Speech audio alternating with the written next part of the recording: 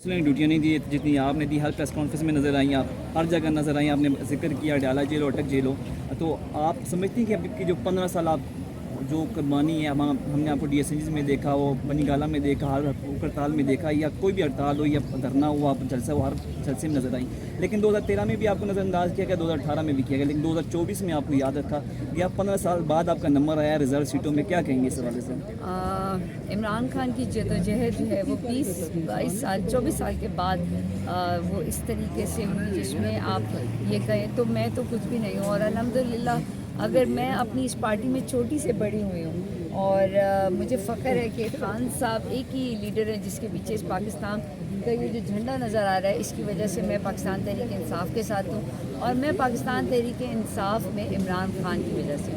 اور میرا استاد, میرا لیڈر, میرا رہنما, مجھے بچوں کی طرح ٹریٹ کرنے والا لیڈر عمران خان ہے, اور وہ آج بھی اڈیالہ جیل میں ہے. اور دیکھیں میں یہاں پر قومی اسمبلی میں ہوں, اور میں اپنے آپ کو اس وقت مکمل اور اس وقت میں اصل ایم این اے سمجھوں گی کہ میرا لیڈر عمران خان اس قومی اسمبلی کی اسی سیٹ پہ جو ہے وہ نظر آئیں گے, تو پھر میں سمجھوں گی کہ شاید میں نے کچھ کیا ہے. اچھا, بشریٰ بی بی کی پیشی ہو یا عمران خان کی پیشی ہو, ہر پیشی پہ آپ نظر آتی تھیں, اور کئی لوگ جو ابھی فرنٹ پہ اس ٹائم جو ہے وہ نظر نہیں آتے تھے. اور کیا جو پارٹی ہائی اپس ہیں ان میں آپ کی اس بات کو جو ہے وہ تعریف کی نظر سے دیکھا جاتا ہے کہ آپ ہر پیشی بھی پہنچی ہوتی ہیں, ہر جگہ ڈیالہ جیل کے بارے میں خود آپ کو مجھے الحمدللہ دیکھیں آپ کے الفاظ بھی اس بات کی ترجمانی کریں کہ آپ کو نظر آ رہا ہے. میں اپنے آپ کو ان خوش قسمت ترین لوگوں میں سمجھتی ہوں کہ میرے سے بھی زیادہ بہترین کارکنان ہیں, میرے سے زیادہ پیار کرنے والے بھی ہیں, لیکن اللہ نے مجھ پہ اپنا رحم اور کرم کیا, جس کی وجہ سے میرا فرض ہے کہ میں وہ تمام چیزیں جو میری نظروں سے سب چیزیں گزری ہیں, لیکن صبر اور پھر استقامت کے ساتھ جب آپ چلتے ہیں تو آپ کو جب ایک ٹائم آیا تھا, آپ نے دیکھا ہوگا کہ پریس کانفرنسز ہو رہی تھی, لوگ کہہ رہے تھے بس پی ٹی آئی گئی, ختم ہو گئی, ٹوٹ گئی, فلانا جا رہا ہے, اب کیا ہوگا پارٹی کا. کچھ بھی نہیں ہوا.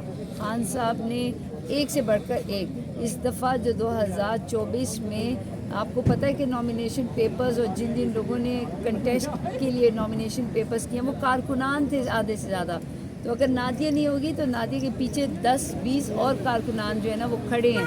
تو میری پرفارمنس جو ہے وہ بہتر سے بہترین ہونی چاہیے. الحمدللہ اس میں کوئی شک نہیں کہ مجھے تمام پارٹی کے جتنے بھی میرے کولیگز ہیں, سینئر لیڈرز ہیں, جونیئر, وہ مجھے عزت کی نگاہ سے دیکھتے ہیں. لیکن یہ سیاست ہے, سیاست میں اگر 2 سیٹیں ہیں یا 1 سیٹ ہے تو ہر بندہ کہتا ہے وہ میری ہونی چاہیے.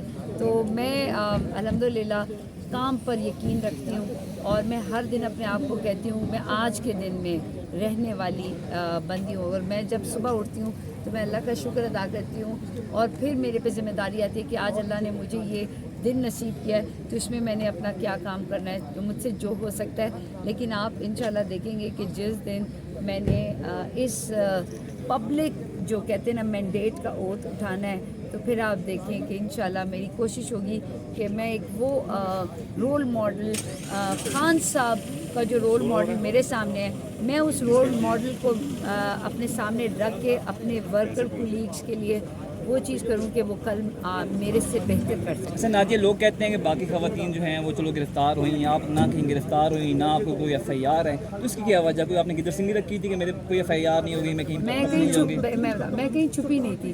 جس دن خان صاحب کو گرفتار کیا تھا اس دن مجھے, بشریٰ بی بی کو اور 2 جو گھر میں بچیاں تھیں ان کو نہیں, اور آدھے لوگوں کو کیا.